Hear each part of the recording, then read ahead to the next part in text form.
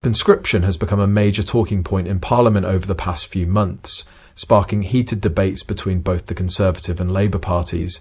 Today, Labour MP Paulette Hamilton has taken it a step further by suggesting that the UK needs to start discussing mandatory service for young people, not for domestic defence, but to serve in Ukraine.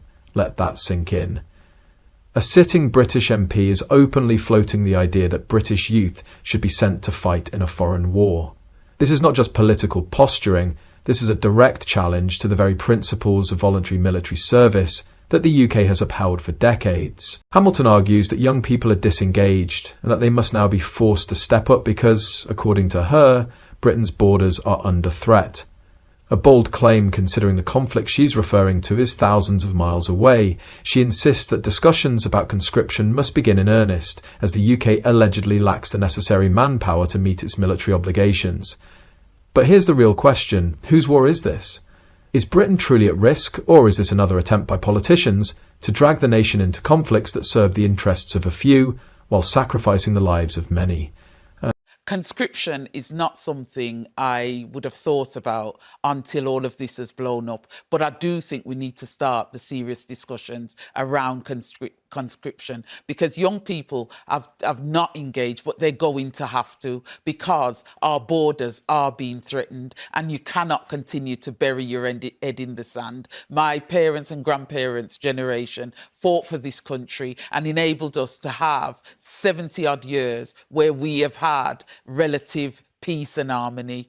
It is being threatened at the moment. So the younger generation cannot continue to say we're not going to engage, because I think we're going to have to have the discussions to say, look, something needs to change. Wow. And at the moment, we haven't got the boots to put on the ground, but those boots, some way, somehow, we need to start to talk about how that will happen. The irony is staggering. Hamilton speaks about defending the country, invoking the sacrifices of past generations, yet her own family history contradicts her rhetoric.